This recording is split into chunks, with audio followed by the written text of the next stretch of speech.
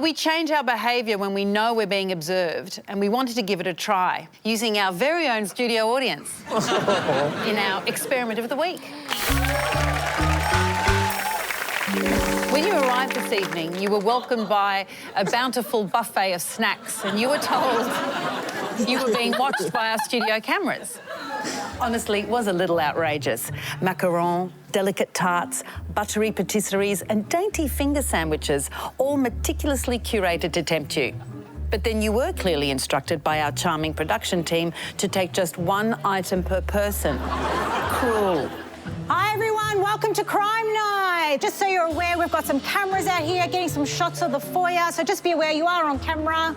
We do have a lovely snack table here for everybody. However, please just take one per person.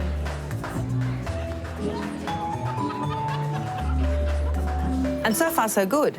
But here's where it gets interesting. Thank you so much. We've got all the shots we need, so our cameras are going to head on back into the studio. We then took the cameras away. Or did we? We didn't. We continued to film you and watched your behaviour. Let's see if anything changed when you thought you weren't being watched.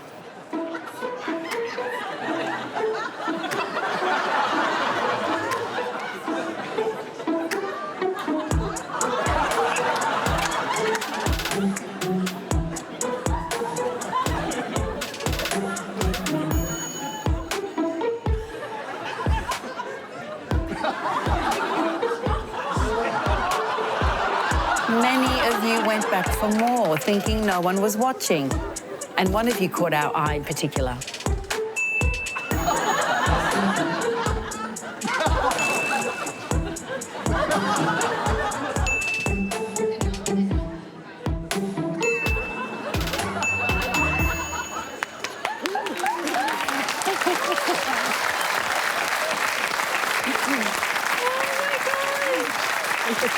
Yes, we spotted you, Thomas, returning to the table for an extra bite or three. We love you, Thomas. Now, you were told that you could only have one snack. What was it that made you return back to the table for more snacks? I'm a savoury person, and when I arrived, I thought that little vanilla tart is a quiche. So I took it, ate it, oh, sweet. Then I thought, I need to have something savoury to wash it down with. By then, the sandwiches were already gone. I thought, let's take the chocolate croissant instead. Not as sweet. And I thought, Haribo is also where I come from. Let's go a third time. When we took the cameras away, were you emboldened to go back again? Yes. Also, it was the food waste as well. Food waste is horrible, I guess. I was so proud. When I saw that lady in the coat loading up that plate, I go, that is it. Every time we move through space, we leave a little forensic trail behind. Fingerprints, fibres, and if you're enthusiastic enough, maybe even a little DNA. No judgment. Just how much evidence are we dropping without even realising? We find out in our experiment of the week. Like most of us, Claire Hooper and Rhys Nicholson are no stranger to forensic crime shows, but the real question is, did it sink in or will it sink them? This is the ABC Green Room, where Rhys and Claire are joining us for what they think is a script read-through with a producer. Oh, my God. But what they don't know is that they're on camera. Oh, that's cute. And that the Crime Night team have rigged the room with bits and bobs to try and encourage them to be a little more messy than usual. Do we like pizza? Yes. But they look like they've travelled a long way. From Italy, actually. Beautiful. Thanks. Rhys instantly makes themselves at home. Nope. Enter producer Dave. Okay, since this is the forensics episode, we're going to do a little experiment with you, and that experiment starts right now. Okay. Good. Good So, news. you've been in here for a while. We're going to give you 2 minutes to clear this room of any forensic material you might have left in here. We shouldn't have had that spitting on each other competition. After that, the forensics team's going to come in, they're going to sweep the room. Your 2 minutes starts now. Oh, God! Okay. Yeah, get the... I touched that, we touched that. This is all going in.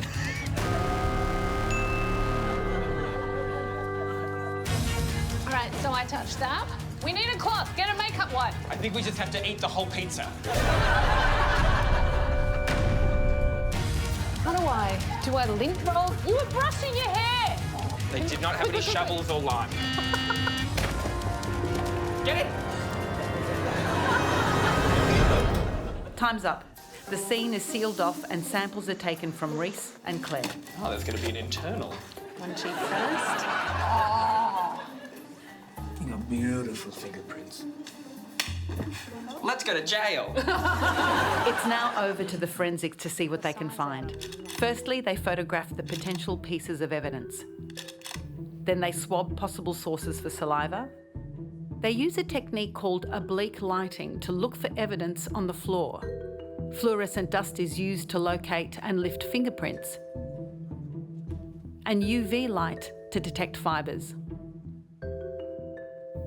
Time to take this to the lab.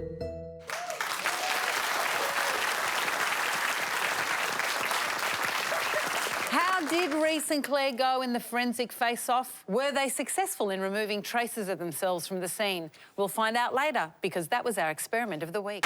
Now, Rhys, do you think you were able to remove all traces of you from the green room? No, I reckon there's every chance I've absolutely scattered that place with my DNA. And do you remember the things you touched where you might have left your DNA? Hey, that's a private question. I touched the pizza, and then I touched everything. And then definitely touched a bottle of water at one point. I'm a touchy guy, but not in like a HR kind of way. Yeah. But like, yeah, I touched everything, I So think. fingerprints would be everywhere. What about you, Claire? How do you think you went? Honestly, I don't know. We met the two forensic scientists and they did seem smarter than us. Oh, yeah. So, like, I'd be pretty surprised if we outwitted them. Let's take a look. So forensics have gathered quite a few fingerprints from the scene. We've got a green powdered fingerprint taken from a glass lolly jar. The unknown fingerprint perfectly overlays with the reference fingerprint from Rhys. The best result that we obtained was from the pen lid. We can see that we have a full DNA profile that suggests it's from a single source. What we would do now is compare this to the reference samples that we obtained from our suspects, and we've got a match. The donor of the DNA profile on the pen lid is most likely Rhys. Based on my comparisons, Claire has not contributed to any of the crime scene sample DNA. So this is the reference sample of Rhys. It's a really exciting one, actually, because what you can see here is it's coloured, very distinctly coloured. It's got this beautiful red colour. In fact, this person loves their hair, and it must be a very expensive colour job too. You can see the consistency of it, how even it is. Excellent hair colour job. Claire's reference sample is here. You can see it's got that lightish colour to it. The end of the hair, we actually have damage. And this is heat-based damage, and as you go along, it gets this kind of stringy appearance. Then it almost looks like it's melting. So in this particular case, we have 3 evidence samples. All of the 3 evidence samples are actually really nice. We have the whole length of the hair from at least the root. So looking at Rhys's hair here at the moment, because it is dyed, we can exclude it immediately. However, from the analysis, there's some unique damage within Claire's hair, which is consistent with hair too. Some would say is a match.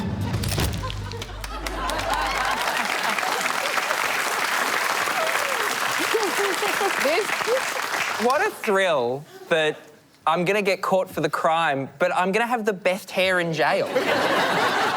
I mean, he was so excited. It was they toned him down. Yeah. Claire, how did you feel watching that? I mean, I feel a bit triggered by that myself. I just feel outraged because Rhys was the one brushing their hair for about 20 minutes. I'm like, how did I shed? Yeah, and that's why it's such good quality hair. I look after it. I'm brushing it for 20 minutes a day because I'm childless. So, Rhys, the full analysis showed that your fingerprints showed up in 4 different places around the room, and of course your DNA was all over that pen lid. On the other hand, Claire, you left behind no prints at all. The only thing that could tie you to the room was a single extremely damaged hair. Well, I'll tell you why it was damaged, because someone had been carrying it in their pocket and they planted it on. The this talk of alibis, we wanted to test just how difficult it is for our panellists to remember exactly where they were at a specific time and date. To test this theory, we have secretly asked your partners, Susie and Ryan, to document where you both were on one day over the last few months. And this is real. This isn't a joke. This really happened in their lives. Do you mean one day? I think I do. Yeah, just making sure the joke doesn't get cut. Cool. Let's see if they can provide us with an alibi in our experiment of the week.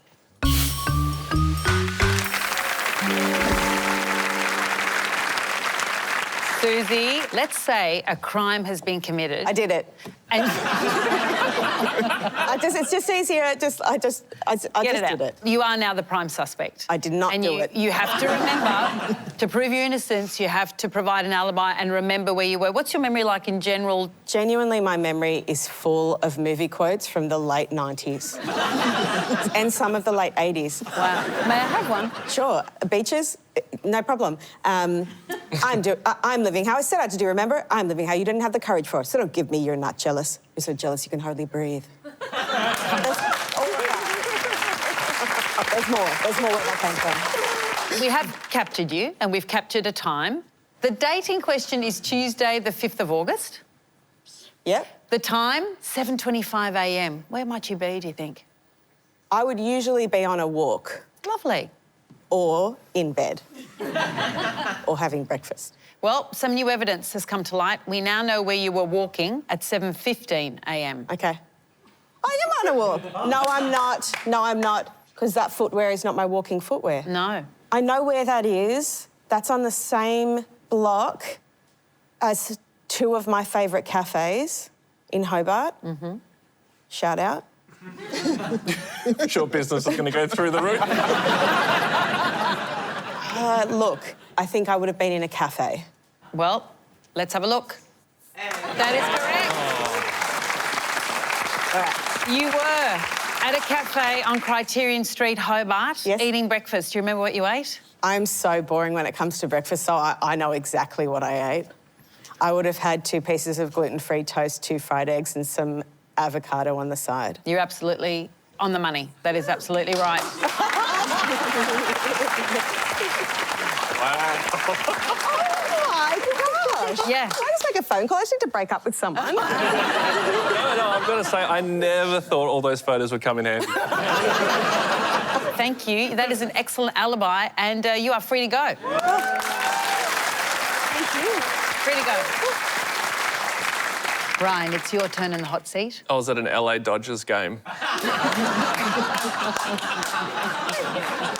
What's your memory like? Oh, terrible. Wow. Really, really, really bad. What about really your movie bad. quotes? I know one from Beaches, but other than that... OK, well, I'll say to you that your date in question is Saturday the 19th of July.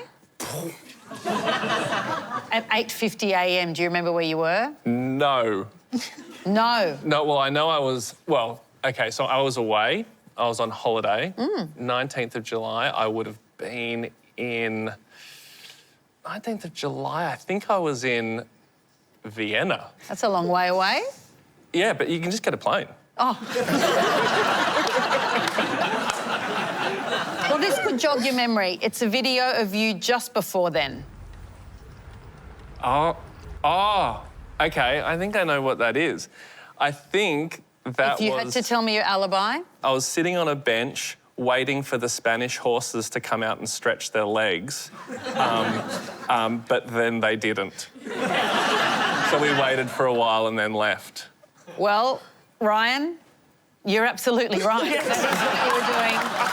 At 8:50 that morning, you were in Burgarten Park, Vienna, waiting for the arrival of some Spanish horses. I'm so hungry. I could eat a Spanish horse. Can you imagine how sick of me my girlfriend is? Wow, well, you were correct, and that means you are free to go. Well done, excellent. Thank you. I think you both did exceptionally well. What I really love about this is the process you went through. So most people are creatures of habit, and you just showed that beautifully, because you did that really simple thing of, OK, at that time of day, normally on a Tuesday, I'd be walking or I'd be doing this, and it's this process of deduction you got to, And the fact that you have the same thing for breakfast just makes it really, really easy.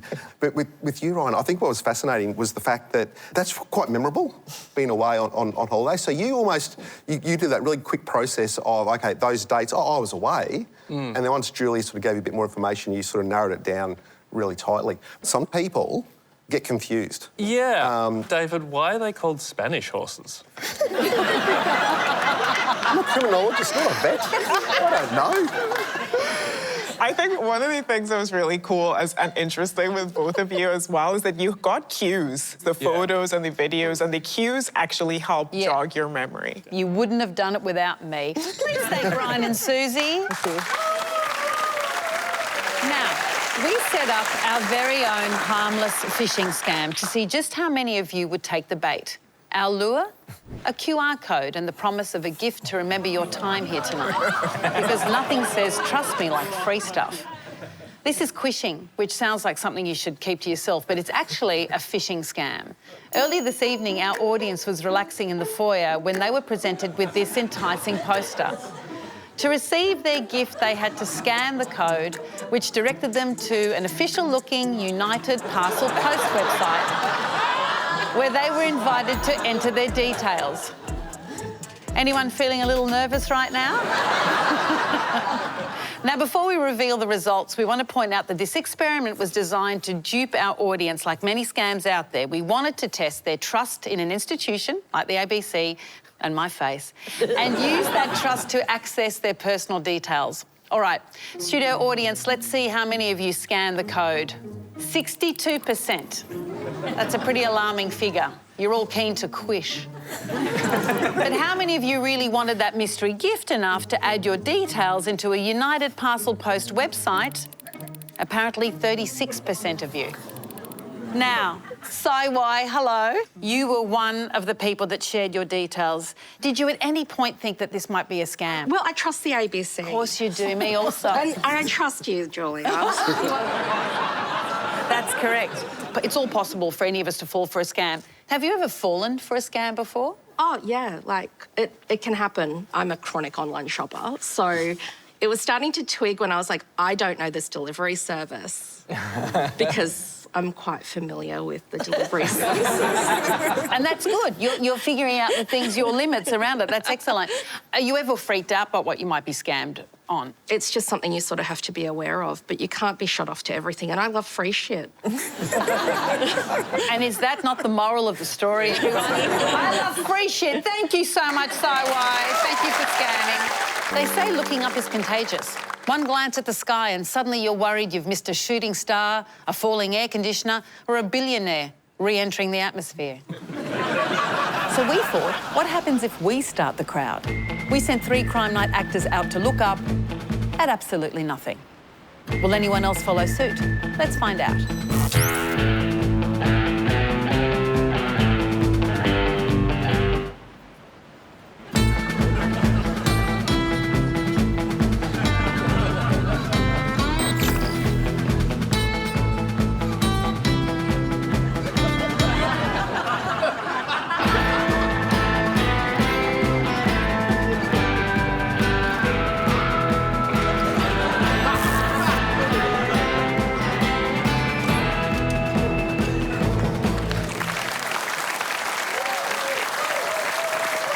If you're hearing a bit of a rumble in the room, it might be because some of you are starting to recognise our 3 friends. We planted them in the foyer earlier tonight, just to see if anyone would follow their lead. It didn't take long before a few of you started to look up. And shortly after, the conformity became contagious.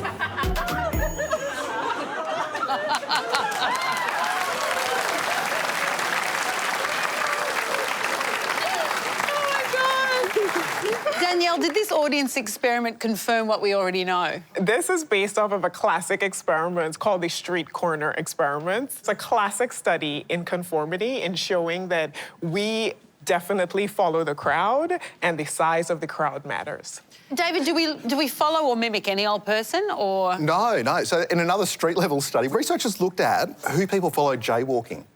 So, and what they found is quite interesting. What they found is that people who appeared to be of higher status, if a guy's wearing a suit and tie, for example, if they jaywalked first, other people were more likely to jaywalk following them than if they were a person wearing normal street clothes. Do you think that's because someone in a suit you might look at as more risk-averse? You think they're not someone that's just going to walk out, have no idea what's going on? They're in a suit. Like, I'll follow you now, wherever. What, do you want me to buy Bitcoin? No. You got a nice jacket on. I think you just proved the experiment. That was our experiment of the week.